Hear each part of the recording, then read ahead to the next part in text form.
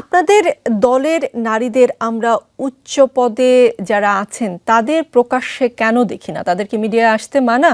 মানে আমরা যদি চাই, ধরেন আমার এই রাজনীতি শোতেই যদি আমি চাই যে বাংলাদেশ জামায়াতে ইসলামী থেকে উচ্চ পদস্থ কোনো একজন নারীকে আমি আমার টকশোতে আনবো, সেটার অনুমতি কি আছে আপনাদের দল থেকে? অবশ্যই আছে, অবশ্যই আছে, এবং আপনি পাবেন। এখন আপনি বলছিলেন তাদেরকে দেখছেন না কেন, আমাদেরকেও তো দেখেন নাই। 15.5 বছর আমরাও তো দৃশ্যপটের বাইরে ছিলাম, আমাদেরকে বাইরে রাখা হয়েছে, মিডিয়াকে আমাদের কাছে আসতে দেওয়া হয়নি, আমরাও মিডিয়ার কাছে যেতে পারিনি। তো মিডিয়া ছাড়া বাংলাদেশের মানুষ দেখবেটা কীভাবে? সেই দেখার রাস্তাটাই তো বন্ধ করে রাখা হয়েছিল। মিডিয়া তো বহু পরের কথা। ছেলে এবং পিতা এক টেবিলে বসে খাবার গ্রহণ করছেন, ওখান থেকে ধরে নিয়ে তাদের বিরুদ্ধে মামলা দেওয়া হয়েছে, তারা রাষ্ট্রের বিরুদ্ধে ষড়যন্ত্র করছেন। তো সেটা দেখার তো কোনো পথ ছিল না। এখন আমরা শুরু করেছি, আপনারা দেখবেন ইনশাআল্লাহ। জি, জামাতে ইসলাম, এবং আপনি যদি সেরকম কাউকে এক্সপেক্ট করেন আপনি পাবেন। জি, সেটা একটা আশার কথা। জামাতে ইসলাম ক্ষমতায় আসলে নারীদের জন্য হিজাব বাধ্যতামূলক করা হবে কিনা? কাউকে কোনো কিছুই বাধ্যতামূলক করা হবে না। পোশাক চয়েসের দায়িত্ব নাগরিকের। রাষ্ট্র তাকে সব দিক থেকে সুস্থ সংস্কৃতির বিকাশে সহায়তা করবে, কিন্তু কাউকে কোনো ব্যাপারে বাধ্য করা ইসলাম এটা পছন্দ করে না। জামায়াতে ইসলামী ক্ষমতায় এলে বাঙালি সংস্কৃতির কি হবে? তখন কি পয়লা বৈশাখ এখন যেভাবে উদযাপন করি আমরা, মঙ্গল শোভাযাত্রা থাকবে, বাউল গান হবে, নাকি কাওয়ালি সন্ধ্যা হবে প্রতিনিয়ত? নাগরিকদের ডিজায়ার অনুযায়ী তার সংস্কৃতি পরিচালিত হবে, এবং সেই ডিজায়ারকে বিকশিত করার দায়িত্ব থাকবে রাষ্ট্রের।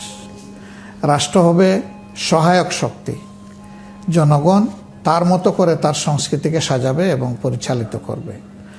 তখন জনগণই সিদ্ধান্ত নেবে যে সেখানেও কোনো সংস্কার প্রয়োজন নাকি এইভাবে চলবে। জি, চমৎকার উত্তর। জামায়াত নেতা অধ্যাপক মতিয়ার রহমান ঝিনাইদহের কোট চাঁদপুরে একটি পূজা মণ্ডপে গিয়ে গীতা পাঠ করেন।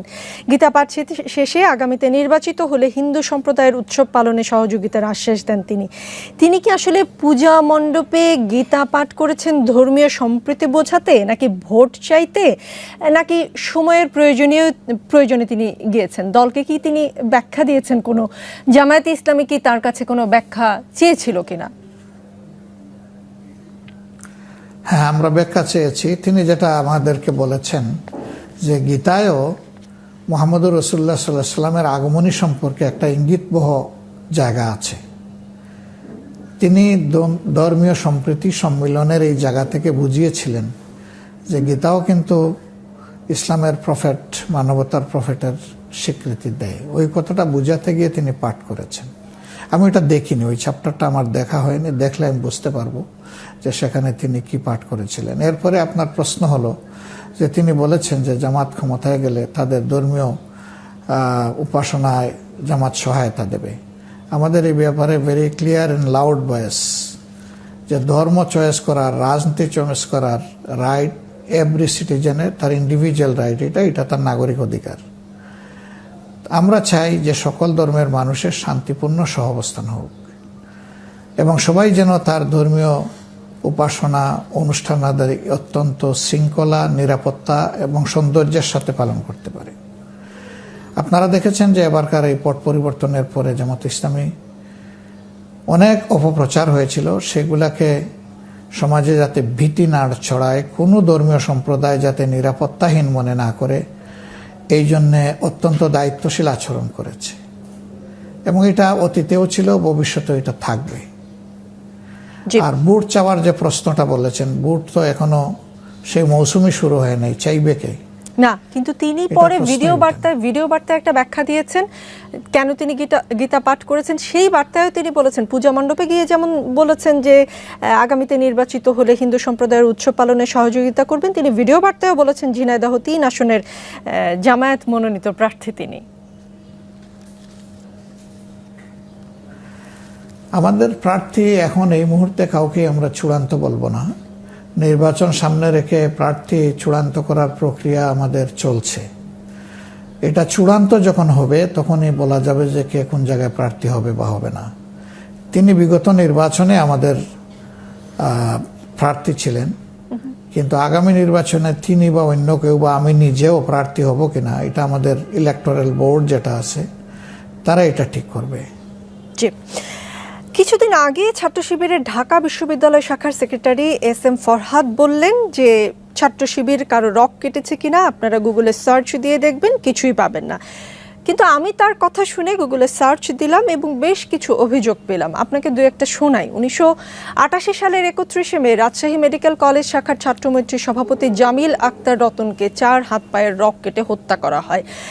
1989 সালে রমজান মাসে ছাত্র ইউনিয়নের রাজশাহী বিশ্ববিদ্যালয় শাখার সভাপতি গাজী গোলাম মোস্তফাকে ইফতারের দাওয়াত নিয়ে গিয়ে হাতের রক কেটে দেওয়া হয়। এরকম আরও বেশ কিছু অভিযোগ গুগলে সার্চ করে আমি পেয়েছি। সত্য মিথ্যা আসলে আরেকটু ইনভেস্টিগেট করলে হয়তো আমি বের করতে পারতাম। মানে শিবির কেন রক কাটে এবং সেটা কি আসলে কেবলই মেদ? সত্যতা নিশ্চয়ই আছে, এমনি এমনি তো যা রটে তার তো কিছু বটেও নাকি? আচ্ছা, অনেক অনেক ধন্যবাদ আপনাকে। শিবির রক কেটেছে কিনা সেটা একটা প্রশ্ন। কাটলে কার কার কেটেছে, কতটা কেটেছে, কোন সময় কোন জায়গায় কেটেছে এবং কেন কেটেছে, 3 প্রশ্ন, একের মধ্যে 3। তা আমি এর জবাব অবশ্যই দেব। কিন্তু এও কি আপনি একটু লক্ষ্য করেছেন, একজন সচেতন নাগরিক হিসাবে আমি বাদ দিলাম আপনি সাংবাদিক, অবশ্যই আপনি সাংবাদিক, এটাকে একদিকে রাখলাম। একজন দায়িত্বশীল নাগরিক হিসাবে আপনার কাছে আমার জানার বিষয় যে শিবিরের ছেলেদের একটা ইটের উপরে মাথা রেখে আর একটা ইট দিয়ে এই রাজশাহী বিশ্ববিদ্যালয়ে একজন করে 4 জনকে খুন করা হয়েছে, এটা কি আপনি জানেন? সেটা যারা করেছে তাদেরকে প্রশ্ন করব। খবর নেবেন। জি, প্রশ্ন করব তাদেরকে। 2 নম্বর, হ্যাঁ ঠিক, আপনি আপনি আপনি খবর নেবেন। 2 নম্বর হলো যে আপনি অত দূরে যাব না, ভেরি রিসেন্ট পাশে চলে আসেন। এই যে বিশ্বজিৎ নামে একটা ছেলে, ও একজন দর্জি, একটা আন্দোলনের সময় দৌড়াইয়া আত্মরক্ষা করতে গিয়ে সে হয়তো মনে করেছে রাস্তায় থাকলে আমার কোনো বিপদ হবে, একটা ভবনে সে আশ্রয় নিয়েছিল। সেখানে তাকে শিবির বলে কুপিয়ে জায়গায় শেষ করে দেওয়া হলো। সে চিৎকার দিয়ে বলছিল আমি হিন্দু, এইটাও কিন্তু তারা কনসিডারেশনে নেয় নাই। তুই শিবির, এইটা বলেই তাকে এইভাবে কুপিয়ে স্পষ্ট দিবালুকে হত্যা করা হয়েছে এবং তাদের কিছু শাস্তি হয়েছে। আমি জানি না আলটিমেটলি সেই শাস্তি বাস্তবায়ন কতটুকু হবে। 3 নম্বর, আবরার ফাহাদ, এই যে বুয়েটে, এই ছেলেটা নামাজ পড়ে মানুষকে নামাজের জন্য আহ্বান জানায়। এই দোষে তাকে সন্দেহ করা হয়েছে সে শিবিরও যদি হয় তাহলে কি এইভাবে কাউকে মারার কোনো বিধান আছে? আমাদের আইন, আমাদের সংবিধান কাউকে কি এখতিয়ার দিয়েছে? তো তার দোষ কি? সে শিবির। শুধু এই জন্য তাকে পিটিয়ে মেরে ফেলা হলো একটা ছেলেকে। বুয়েটে চান্স পায় কারা? বাংলাদেশে মেধার জগতে সর্বোচ্চ আসনে যাদের অবস্থান, তারা একটা বড় ধরনের প্রতিদ্বন্দ্বিতার মধ্য দিয়ে নিজেদের জায়গাটা করে নেয়। সেই ছেলেটাকেই হত্যা করে ফেলা হলো। এরকম শত শত ছেলেকে বিভিন্ন ক্যাম্পাসের বাইরে হত্যা করা হয়েছে। এখন আসেন রক কাটার ব্যাপারে আমি যাচ্ছি। রক কাটার ব্যাপারে সুনির্দিষ্ট কোনো অভিযোগে যদি মামলা হয়ে থাকে এবং বাংলাদেশের আদালতে যদি এটা প্রমাণিত হয়, তাহলে যে যার শাস্তি পাওয়ার পাবে। আমি তার পক্ষে দাঁড়াবো কেন? প্রশ্নই উঠে না। সে শিবির হোক আর যেই হোক, এই ধরনের অপকর্ম যেই করবে শাস্তি সে পাক, এটা আমি দাবি করি। কিন্তু শিবির রক্ষাটা এইটা বলে যে প্রপাগান্ডা চালানো হয় আমাদের বিরুদ্ধে, তার বাস্তবতা চ্যালেঞ্জ করে আমরা বহুবার বলেছি কতগুলা রোগের রগ কোথায় কাটা হয়েছে আমাদেরকে কেউ দিয়ে একটু সাহায্য করেন। এবং সেইগুলার ব্যাপারে যে সমস্ত অভিযোগ হয়েছিল সেই অভিযোগগুলো আদালতে কিভাবে নিষ্পত্তি হয়েছে তা সহ একটু আমাদেরকে দিয়ে সাহায্য করেন। অভিযোগ যেহেতু আমাদের বিরুদ্ধে, তাইলে অভিযোগকারীদের দায়িত্ব হচ্ছে বিষয়টা আমাদেরকে দিয়ে সহযোগিতা করা। তারা যদি ওই রকম কোনো অভিযোগ দিয়ে আমাদেরকে সহযোগিতা করেন, আমরা সেগুলা দেখব। কিন্তু অপবাদটা যেহেতু আপনাদের বিরুদ্ধে, আপনাদেরও তো এগিয়ে আসতে হবে। আপনাদের দলের কেউ যদি এরকম করেই থাকে, আমি শুরুতেই বলেছি যা রটে তার কিছুটা হলেও বটে। আপনাদেরও তো দায় আছে খুঁজে বের করে তাদেরকে দলীয়ভাবে সাজা দেওয়ারও তো একটা রীতি আছে নিশ্চয়ই। হ্যাঁ, অবশ্যই আছে, থাকবে না কেন? যদি কেউ এরকম অপরাধ করে তাকে তো অবশ্যই একটা শৃঙ্খলার আওতায় আনতে হবে, ব্যবস্থার আওতায় আনতে হবে, পদক্ষেপ নিতে হবে। আমরা নেই, যখন যেটা প্রয়োজন মনে করি নেই। আমি রক্ষাটা হিসেবে বলছি না, কেউ দলীয় শৃঙ্খলা ভঙ্গ করলে এবং কারো উপরে আঘাত করলে অন্যায়ভাবে, সেটা অবশ্যই আমরা নেই, নিব না কেন? জি, এটা সব সংগঠন নেই, আমরাও নেই। জি, ডাক্তার শফিকুর রহমান, কিন্তু আমাদের বিরুদ্ধে যে অভিযোগটা, সেইটার বাস্তবতা কতটুকু, আর অন্যদের বিরুদ্ধে হাজারো অপরাধ করার পরে অভিযোগ নেই কেন? না প্লিজ একটু আমাকে আপনাকে বলতে হবে। না, অভিযোগ নেই এই কথাটা কে বলল? আপনি যেহেতু জামায়াতের আমির, জামাত সংক্রান্ত সকল না, কিন্তু সেটা অভিযোগের তো উত্তরটা আমি আপনাদের মুখে আপনার আমরা কাছেই শুনি না। চাইবো, আপনার কাছেই আমরা চাইবো। মিডিয়া জগৎ থেকে সেই প্রশ্ন করতে শুনি না কখনো। না, এটা অন্তত আমরা আপনি যদি অনুরোধ করব যে সত্যকে সত্য হিসাবে যার বিরুদ্ধে হোক তুলে আনেন। জি, যমুনা টেলিভিশনের শুরুতেই আপনি প্রশংসা করেছেন। যমুনা টেলিভিশন এই কারণেই প্রশংসিত, যমুনা টেলিভিশন সাদাকে সাদা এবং কালোকে কালো বলে এসেছে এবং ভবিষ্যতেও আমি বলবে। যমুনা টেলিভিশনকে বলিনি তো। জি, আপনি বাকি সব গণমাধ্যমের কথা আমি বলেছেন। কিন্তু যমুনা টেলিভিশনকে জি, বলছি বাকি না, সব আমি মিডিয়া গণমাধ্যমের জগৎকে কথা বলছি। জি, আমি গণমাধ্যমকে বলছি। জি, আপনি তাদের প্রতীক হিসাবে আপনাকে বলেছি। জি। আমি আপনাকে বা আপনার মিডিয়াকে আলাদাভাবে এই কথাটা বলছি না। জি, বুঝতে আমরা পেরেছি। আপনাদের কাছে সাদা এবং কালো স্পষ্টভাবে সমাজের সামনে আসুক সেটা চাই। আমি যদি কালো হয় আমাকেও আনবেন, আমাকেও ছাড় দেবেন না। না, সেটা অন্তত এই রাজনীতির প্ল্যাটফর্ম থেকে এবং আমি রোকসানা আঞ্জুমান নিকোল ছাড় দিব না, সেই বিষয়ে আপনাকে আশ্বস্ত করতে পারি। আমরা বরঞ্চ পরের প্রশ্নে যাই। একদল বলে অন্য দলকে তোমরা পাকিস্তানের রাজাকার, অন্য দল বলে তোমরা ইন্ডিয়ার দালাল। আমরা কবে বাংলাদেশের সন্তান হব? না, আমরা কিন্তু ওই দালাল বলতে রাজি না। আমরা এই দেশের মানুষ যারাই আছে তাদেরকে বিভক্ত করতে রাজি না। আপনি বোধহয় ইদানিং আমাদের বক্তব্যগুলো লক্ষ্য করছেন। আমরা বলছি যে জাতীয় স্বার্থে সবাইকে এক হতে হবে। রাজনীতি যার যার থাকবে, আদর্শ যার যার থাকবে, ধর্ম যার যার থাকবে, কিন্তু দেশ আমাদের সবার। দেশ আমাদের সবার এই জায়গা থেকে রাষ্ট্রীয় স্বার্থের যে জায়গাটা আছে এখানে আমাদের এক থাকতে হবে।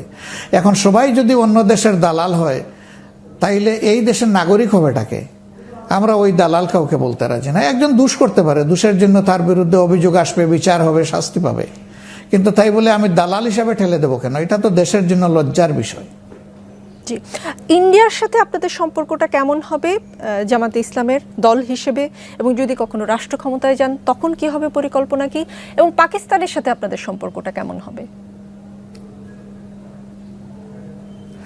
আমরা ইন্ডিয়া এবং পাকিস্তানের সাথে আলাদা স্পেশাল সম্পর্ক একদিকে বিবেচনা করতে পারি। পাকিস্তান একসময় এই দেশের অংশ ছিল, আমরাও একই দেশ ছিলাম, সেটা একটা বিষয়।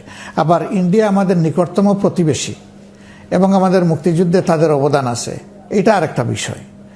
তো স্বাভাবিকভাবেই বাংলাদেশের সংবিধানে যে নীতিটা ফরেন পলিসির ব্যাপারে ডিক্লেয়ার করা আছে যে সবার সাথে আমাদের বন্ধুত্ব থাকবে, পারস্পরিক শ্রদ্ধা এবং সমতার ভিত্তিতে, আমরা ইন্ডিয়ার সাথেও এটিই চাইব, এটিই চাই এবং এটি চাইতেই থাকব। ইন্ডিয়াকে ওই জায়গাতে আসতে হবে, এই পারস্পরিক সম্মান, শ্রদ্ধা এবং সমতার জায়গাটায় আসতে হবে। জি, কেউ কেউ বলে থাকেন, এটা আসলে বাতাসে ঘোরে টাইপের একটা কথা, বাংলাদেশকে নিয়ে বিদেশি শক্তির খেলা চলছে, আর এই খেলায় জামায়াতে ইসলামী তাদের বড় সহযোগী। আপনারা কি কোনো বিদেশি শক্তির খেলার পার্টনার? আমরা আসলে কোনো বিদেশি শক্তিকে বন্ধু ছাড়া অন্য কিছু ভাবতে রাজি নই। কোনো বিদেশি শক্তি, সেটা যে দেশ হোক, তারা যদি তাদের ইচ্ছা আমাদের জাতির উপর চাপিয়ে দিতে চান তাহলে আমরা এই চাপানো কোনো অবস্থায় সমর্থন করব না। জি, আপনাদের নিষিদ্ধ করা হয়েছিল, এখন আবার আওয়ামী লীগকে নিষিদ্ধ করার কথা উঠছে। আওয়ামী লীগকে নিষিদ্ধ করলে এটার ফলাফল কি হতে পারে? আওয়ামী লীগকে নিষিদ্ধ করলে তার ফলাফল কি হতে পারে সেটা ভবিষ্যৎ বলে দেবে, এখনই আমি এটা বলতে পারবো না। আওয়ামী লীগ এই দেশের একটা রাজনৈতিক দল। 1970 সাল থেকে আওয়ামী লীগকে মানুষ একটাভাবে দেখে আসছে। এখনকার যে জেনারেশনে যারা আছে তাদের 80 ভাগে 1970 সালে কনসাস ছিলেন না, হয়তো 20% মানুষ তখন সচেতন ছিলেন, বাকি 80 ভাগ 70 সাল দেখে নাই।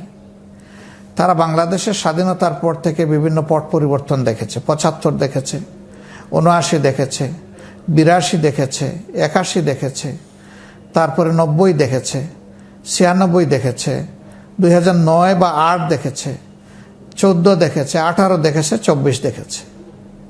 এই গোটা রাজনৈতিক অভিযাত্রায় আওয়ামী লীগ যে রোল প্লে করেছে, তাতে আমরা যদি খোলা চোখে দেখতে চাই তাহলে আমরা দেখব যে আওয়ামী লীগ গণতান্ত্রিক মূল্যবোধের প্রতি খুব কমই তারা সম্মান দেখিয়েছে।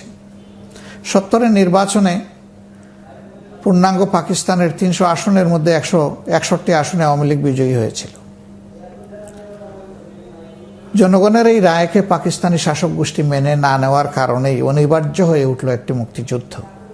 সেখানে অনেক জীবন গেল, সম্পদ ধ্বংস হলো, ইজ্জত গেল, অনেক ক্ষয়ক্ষতি এই দেশটার হলো। কিন্তু আপনি লক্ষ্য করবেন যে দেশ স্বাধীন হওয়ার পরেই মাত্র 4.5 বছরের মাথায় সবকিছু পাল্টে গেল।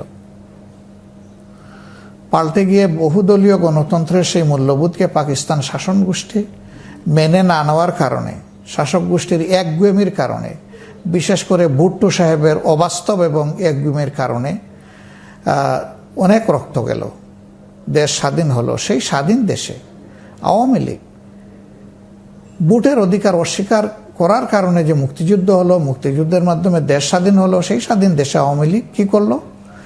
আওয়ামী লীগ সহ সকল দলকে নিষিদ্ধ করে দিল। আওয়ামী লীগের নামও থাকলো না। বাংলাদেশ কৃষক শ্রমিক আওয়ামী লীগ করলো, বাকশাল করলো। এবং সেই বাকশালের যে কনস্টিটিউশন ছিল সেটা পুরোপুরিভাবে একদলীয় শাসন ছিল। এখানে অন্য কোনো দলের কোনো ধরনের অংশগ্রহণের সুযোগ ছিল না। কার্যত গণতন্ত্রকেই হত্যা করা হলো। কেন আওয়ামী লীগ এটা করতে গেল? ইতিহাসের সর্বোচ্চ সম্মান এবং ভালোবাসার জায়গায় শেখ মুজিব সাহেব ছিলেন। তিনি পাকিস্তানের কারাগারে থাকলেও মুক্তিযুদ্ধে তার ভাবমূর্তি সহায়ক শক্তি ছিল, এটাকে অস্বীকার করতে পারবে না। এবং এই জাতি তাকে যে পরিমাণ সম্মান দেখিয়েছিল, তিনি জাতির উপর আস্থা হারালেন কেন? বহুদলীয় গণতন্ত্রের সৌন্দর্যটা খতম হলো কেন? তার নিজেরই হাতে। আবার সেখানে রেগুলার আমাদের ফোর্স ছিল, সশস্ত্র বাহিনী ছিল, পুলিশ ছিল, আনসার ছিল, আমাদের বিডিআর ছিল। এর পাশাপাশি দেখা গেল রক্ষী বাহিনী গঠন করা হলো। সেই রক্ষী বাহিনী এতটাই ক্ষমতার দর ছিল যে সারা দেশবাসী তাদের কাছে অসহায় ছিল। যাকে তুলে আনতে ইচ্ছা করেছে তুলে নিয়ে এসেছে, যারা মেরে ফেলতে ইচ্ছা করেছে মেরে ফেলেছে। এর কোনো দায়বদ্ধতা কারো কাছেই তাদের ছিল না। কেন একটা স্বাধীন দেশে এমন হবে, যে দেশের জনগণ 70-এর নির্বাচনে 94% মানুষ তাদেরকে ভোট দিয়েছিল? এই জাতির প্রতি তারা আস্থা হারালেন কেন? হাজার হাজার তরুণ যুবককে বিনা বিচারে খুন করা হলো কেন? এরপরে দেখেন 96 তারা ইলেকশনে এসেছেন। জি, আপনি শেষ করলে পরবর্তী প্রশ্নে যাবেন না? আমি আরেকটু বলবো। আমার মনে হয় আমি জানি আপনি 96-এর কথা বলবেন বা ওই সময় আওয়ামী লীগের ভূমিকার কথা বলবেন। আমি বরঞ্চ প্রশ্নটা করি, তখন আপনি পুরোটাই বলেন। আর অনেক কিছু বলবো। আমি সংক্ষেপে এইটুকু বলবো যে কোনো সময় তারা গণতান্ত্রিক মূল্যবোধের পরিচয় দেননি, এবং যে কেয়ারটেকার সিস্টেম থাকার কারণে তারা ক্ষমতায় আসতে পারলেন 96 সালে, 2009 সালে, সেই কেয়ারটেকার সরকারটার ব্যবস্থাকেই তারা শেষ করে দিলেন, জবাই করে খতম করে দিলেন। আমি প্রশ্নটা করি, তারপরে আপনি বাকি। আর এখন তো তারা গণহত্যা করেছেন। জি, আমরা ওই সময়টায় আসবো। আমি বরঞ্চ একটু 70-71 ওই সময়টা একটু থাকি। হবে কি হবে না? ডাক্তার শফিকুর রহমান, উপদেষ্টা নাহিদ ইসলাম বলেছেন বঙ্গবন্ধু জাতির জনক নয়। ডাক্তার শফিকুর রহমান, উপদেষ্টা নাহিদ ইসলাম বলেছেন বঙ্গবন্ধু জাতির জনক নয়। তাহলে বাঙালির জাতির জনক কে? দেখেন, আসলে জাতির জনক বহু দেশে আছে, বহু দেশে নাই। জাতির জনক এমন একটা সম্মানের জায়গা, এটা কোনো চাপায় দেওয়ার ব্যাপার নয়। জনগণ এটাকে বুকে ধারণ করবে চরম সম্মানের সাথে। দুনিয়ার বহু দেশে এটা আছে। যেমন আপনি যদি আমাদের বেশি দূরে নয়, আপনি ফিলিপিন্সে যদি যান, সেখানে ডক্টর রিজেল তাদের জাতির পিতা, তাকে কোন উচ্চতায় কোন সম্মানে রেখেছে দেখেন।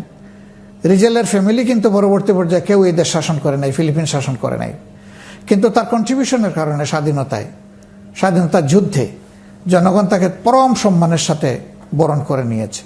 আর নাহিদ ইসলাম যেটা বলেছেন, এটা তো তার ব্যক্তিগত একটা বক্তব্য। রাষ্ট্রের পক্ষ থেকে এখন পর্যন্ত প্রধান উপদেষ্টা এটা কিছু বলেননি। আর আমাদের দল এই ব্যাপারে কোনো সিদ্ধান্ত নেয়নি যে আমি আপনাকে ক্লিয়ার কাট কিছু বলতে পারবো। জি, নাহিদ ইসলাম সরকারের অংশ, কাজেই তার কথাটা আমরা গুরুত্ব দিচ্ছি। আরও আলাপ হবে আপনার সঙ্গে। রাজনীতিতে বিরতি বলে কিছু নেই, একটু পরে ফিরে আবার আলাপে ফিরছি।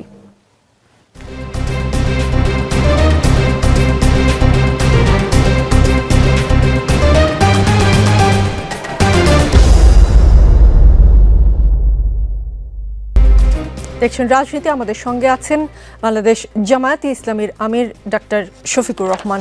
ডাক্তার শফিকুর রহমান, যুদ্ধাপরাধের দায়ে আওয়ামী লীগ সরকার জামায়াতের কয়েকজন নেতাকে ফাঁসি দিয়েছে, সাজা দিয়েছে, জামায়াতের নেতৃত্বে পরিবর্তন এসেছে, জামায়াতের নামেও পরিবর্তন হয়েছে, জামায়াতে ইসলামী বাংলাদেশ থেকে বাংলাদেশ জামায়াতে ইসলামী হয়েছে। কিন্তু যুদ্ধাপরাধের সেই দায় থেকে কি আসলে জামায়াত দল হিসেবে বের হতে পারবে? আপনি সেই সময় এবং বর্তমান সময়ের জামায়াতকে কিভাবে ব্যাখ্যা করবেন? ধন্যবাদ আপনাকে একটা ক্রিটিক্যাল প্রশ্ন করার জন্য।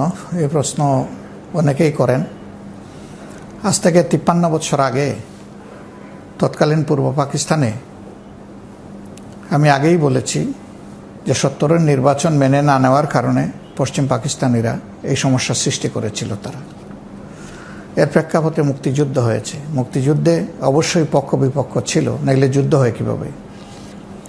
একটা পক্ষে বাংলাদেশের যারা ভারতে আশ্রয় নিয়েছিলেন তারা সেখানে ট্রেনিং নিয়েছেন, মুক্তিযোদ্ধা হিসেবে তারা যুদ্ধ করেছেন। একটা পর্যায়ে ভারত ঘোষণা দিয়ে তারাও তাদের পাশে এসে দাঁড়িয়েছে যুদ্ধের জন্য। অন্যান্য দেশও এই ক্ষেত্রে সহযোগিতা করেছে। আরেক পক্ষে ছিল এক্সিস্টিং পাকিস্তান আর্মি এবং তাদের আরও কিছু সহায়ক শক্তি।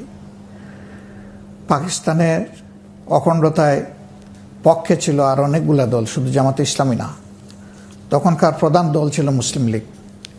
আজকে সেই দলটির অস্তিত্ব অনেকটাই দুর্বল, যার কারণে মুসলিম লীগের বিরুদ্ধে কোনো কথা নেই। কথা যদি কিছু থাকেই থাকে, সব হলো জামাত ইসলামের বিরুদ্ধে। আমি তখনকার ছোট্ট শিশু, 12 বছরের শিশু। আমি তখন এনাফ ম্যাচিউরড না যে আমি রাজনৈতিক একজন বুদ্ধা হিসাবে তখনকার বিষয়গুলোকে সচক্ষে দেখে বিশ্লেষণ আজকে করতে পারবো। আর এখনকার জেনারেশনের অনেকেই তখন জন্ম হয়নি, বেশিরভাগেরই জন্ম হয়নি। তো সেই সময় যদি ধরে নেওয়া হয় যুক্তির খাতিরে যে জামাত ইসলামের কোনো নেতা কোনো ক্রাইম সরাসরি কমিট করেছেন, তাহলে তার বিচার হোক, এতে কারো কোনো আপত্তি নেই। এরকম ক্রাইম যদি তারা কমিট করেই থাকেন, তাহলে তখন স্বাধীন দেশে হাজার হাজার মানুষের বিরুদ্ধে মামলা হয়েছে তাদের ক্রাইমের এগেনস্টে। তো বাংলাদেশের স্বাধীন এই বাংলাদেশে জামাতেরও যারা 71 সালে ক্রাইম কমিট করেছে তাদেরও তো বিরুদ্ধে মামলা হওয়া উচিত ছিল। কিন্তু যাদেরকে বিচার করে শাস্তি দেওয়া হলো তাদের কারো বিরুদ্ধে আমরা একটা মামলা দেখলাম না। এমনকি অধ্যাপক গোলাম আজম, যে 41 জন মানুষের নাগরিকত্ব শেখ মুজিবের সরকার খতম করে দিয়েছিলেন, তার মধ্যে একজন ছিলেন গোলাম আজম সাহেব, তারও বিরুদ্ধে কিন্তু কোনো মামলা ছিল না। নাগরিকত্ব কেড়ে নিয়েছেন কিন্তু কোনো মামলা নাই, আর বাকিদের বিরুদ্ধেও নাই। তো স্বাভাবিকভাবেই বিবেকবান মানুষ, এবং আমি নিজেও প্রশ্ন করব যে তারা এত অপরাধ করলেন, তখন মামলা করেননি কেন? আপনারা মামলা রেকর্ডে রাখতেন, সেই মামলা 100 বছর পরে বিচার হোক, মরণোত্তর বিচার হোক, অথবা জীবিত থাকা অবস্থায় বিচার হোক, তখন সবাই বুঝতো যে না, তাদের বিরুদ্ধে তখন অভিযোগ ছিল। জামাত তো তখন এমন কোনো অবস্থানে ছিল যে জামাতকে সমীহ করে মামলা করা যাচ্ছে না, সেই অবস্থায় তো জামাত ইসলামী ছিল না। তো মামলা হলো না কেন? জিডি হলো না কেন? কোনো মামলা নাই, জিডি নাই। 42 বছর পরে মামলা সৃষ্টি হইল কিভাবে? এবং সৃষ্টি করতে গিয়ে যে মানুষগুলো এই সমাজের মানুষ সবাইকে চিনে, তারা বারবার তাদের এলাকা থেকে নির্বাচিত হয়ে এসেছেন, তারা ধিকৃত নন, কুখ্যাত নন, অথচ তাদের বিরুদ্ধে অভিযোগ আনা হলো খুনি, লম্পট, তারা লুণ্ঠনকারী এবং তারা অগ্নিসংযোগকারী। সেই মামলা পরিচালনা করতে গিয়ে কোনো আইন মানা হয়নি। একবার বলা হয়েছে এটা যুদ্ধ অপরাধ মামলা, আরেকবার বলা হয়েছে মানবতা বিরোধী অপরাধ মামলা, একবার বলা হয়েছে আন্তর্জাতিক স্ট্যান্ডার্ডে আইনে এর বিচার হবে, আরেকবার বলা হয়েছে ডোমেস্টিক আইনে বিচার হবে। মানে স্থিরই থাকতে পারেন নাই তারা কোনো জায়গায়। এরপরে সাক্ষ্য আইনের যে ধারা আমাদের ফৌজদারি বিধিতে আছে, তার কোনো কিছু তখন মানা হয়নি, গ্রাহ্য করা হয়নি। না করে বানানো সাক্ষী, মিথ্যা অভিযোগ, সাজানো কোর্ট দিয়ে এগুলা করা হয়েছে। বলবেন যে তার প্রমাণ কি? তার প্রমাণ তো ভুরি ভুরি, দুইটা প্রমাণিত যথেষ্ট। স্কাইপ কেলেঙ্কারির বিষয় যেটা প্রকাশ্যে এসেছে, আর একটা সেফ হাউস তৈরি করে সাক্ষীদেরকে সেখানে কথা শিখিয়ে দেওয়া হতো যে কি সাক্ষী তারা দেবে। মনমতো যারা দিত না ওদেরকে পিটানো হতো, আর যারা দিতে পারতো তাদেরকে উপহার দেওয়া হতো। সেগুলো মিডিয়া এসেছে, এগুলা পরিষ্কার জিনিস। এরপরে দেখেন যে আদালত চলছে বাংলাদেশে, আর রায় লিখে দেওয়া হচ্ছে ব্রাসেলস থেকে। আদালতে কিভাবে পারফর্ম করতে হবে বিচারককে শিখিয়ে দিচ্ছেন ব্রাসেলস থেকে একজন, অথচ বলা হচ্ছে এই আদালত নাকি স্বাধীন আদালত। তো স্বাধীন আদালতের এই অবস্থা, সারা দুনিয়া এটার এগেনস্টে কনসার্ন এক্সপ্রেস করেছে। যদি তারা দোষী হন তাইলে তাদেরকে শাস্তি দেওয়া হয়েছে, এটা যথার্থ। তাইলে ফেয়ার বিচার করতে অসুবিধাটা কোথায় ছিল? ফেয়ার বিচার না করে কোনো অভিযোগ যাদের বিরুদ্ধে 42 বছর ছিল না, হঠাৎ করে অভিযোগ খাড়া করলেন। খাড়া করলে এই লুকোচুরির বিচার কেন? আমরা এটাকে পরিষ্কারভাবে প্রত্যাখ্যান করেছি প্রত্যেকটি রায়কে, এবং আমরা বলেছি এটা বিচারিক হত্যাকাণ্ড। এটা শুধু আমরা বলি নাই, বিশ্বের অনেক মানবাধিকার সংগঠনও বলেছে। রিপোর্টেড মানবাধিকার সংগঠন, অ্যামনেস্টি, হিউম্যান রাইটস ওয়াচ সকলে বলেছে। তো সেই জায়গা থেকে দায়, আগে তো দায় বর্তাতে হবে, তারপরে না স্বীকার অস্বীকার করার প্রশ্ন। ডাক্তার শফিকুর রহমান, কেন যুদ্ধের পরপরই যুদ্ধবিধ্বস্ত একটি দেশে মামলা হয়নি? কেন 42 বছর পর মামলা হলো, সাজা হলো? এটা বিচারিক হত্যাকাণ্ড, বিভিন্ন বিষয় নিয়ে আপনি প্রশ্ন তুলেছেন। কিন্তু একটা বিষয় তো ঠিক যে 71-এ জামায়াতের যে ভূমিকা, সেটা বাঙালির মনে একটা নেগেটিভ প্রভাব ফেলেছে। যে বাংলাদেশের জন্য সবাই উদ্গ্রীব ছিল, সেই বাংলাদেশকে না চেয়ে পাকিস্তানের পক্ষ নেওয়াটা, সেইটা এক ধরনের মানসিক, আমি যদি বলি বাঙালির মনের এগেইনস্টে চলে যাওয়া। সেই কারণে আপনার উদার দৃষ্টিভঙ্গির জন্য আপনি দিন দিন জনপ্রিয় হচ্ছেন। 71-এ জামাতের ভূমিকার জন্য দেশের মানুষের কাছে আনুষ্ঠানিকভাবে ক্ষমা চাওয়ার মতো উদারতা কি আপনি দেখাবেন? আপনি আর একটা চমৎকার প্রশ্ন তুলেছেন এবং একটা অভিব্যক্তি জানতে চেয়েছেন। দেখেন, এক পাকিস্তান শুধু জামাতে ইসলামী চায়নি, শেখ মুজিবও চেয়েছিলেন। তিনি তাদের সাথে কি ডায়ালগ করেছিলেন হোটেল ইন্টারকন্টিনেন্টালে? সেটাকে দেশ স্বাধীনতার ডায়ালগ করেছিলেন, নাকি তিনি পাকিস্তানের প্রধানমন্ত্রী হওয়ার তার যে অধিকার সেটা নিয়ে আলোচনা করেছিলেন? আমরা পরিষ্কার জানি যে তিনি তার অধিকার ফিরে পেতে আলোচনা করেছিলেন। তিনি পাকিস্তান বাহিনীর হাতে বন্দী হওয়ার আগ পর্যন্ত তিনি নিজের মুখে স্বাধীনতা ডিক্লেয়ার করেননি, কারণ তিনি কনফিডেন্ট ছিলেন যে এটা তার অধিকার, তাকে দিতে হবে। তিনি তো পাকিস্তান থেকে বাংলাদেশকে নিজেই স্বাধীন করতে চাননি। এখন আপনি বলবেন 7ই মার্চের ভাষণ কি হবে? সেই ভাষণ যদি উনি স্ট্যান্ড করেন, তাহলে তাদের সাথে কেন তিনি স্বাধীনতার আলোচনা করলেন না, এবং সেইখানে তৃতীয় পক্ষ রাখলেন না কেন? সেখানে জাতিসংঘ আসতে পারতো সাহায্য করার জন্য।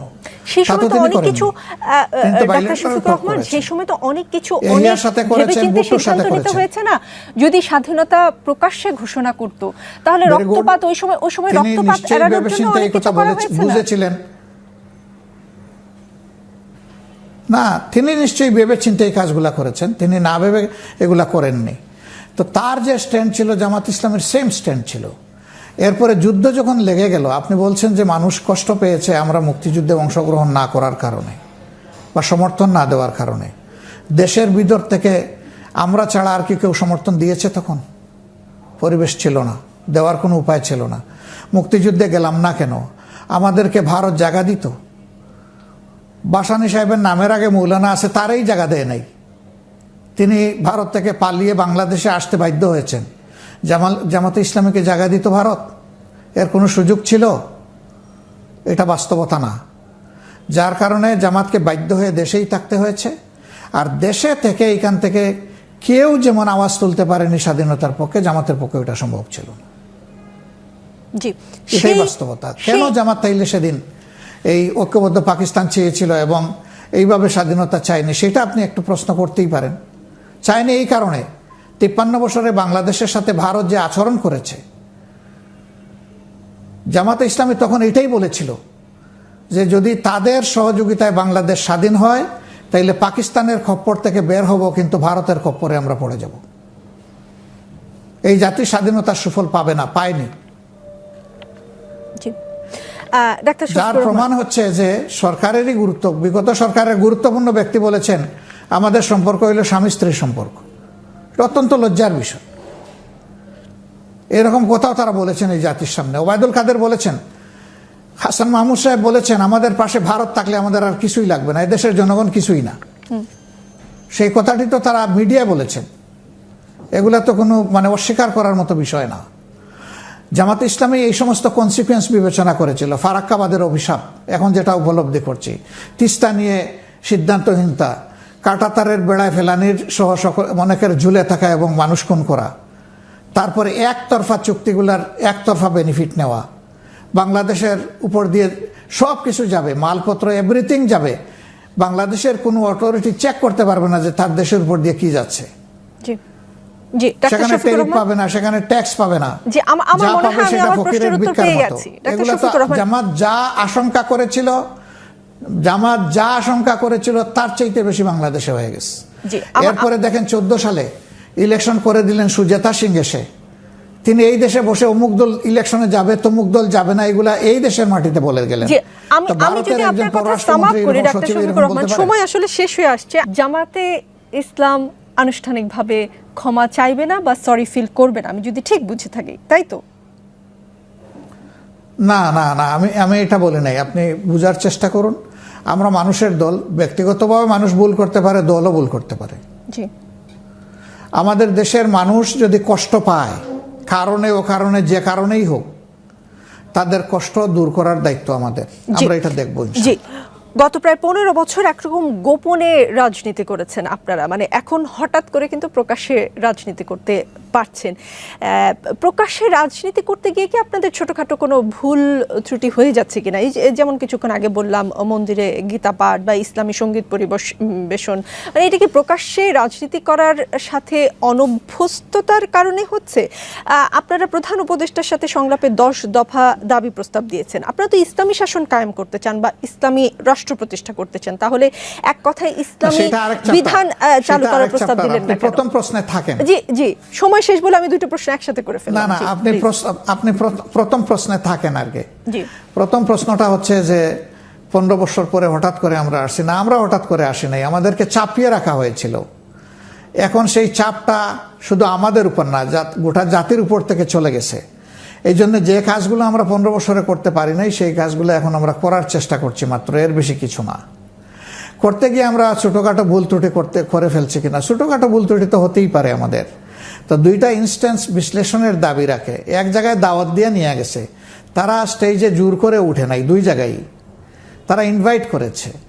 গান গাওয়ার পরে তারা চলে এসেছে, সেখানে অ্যাপ্রিসিয়েটও করা হয়েছে।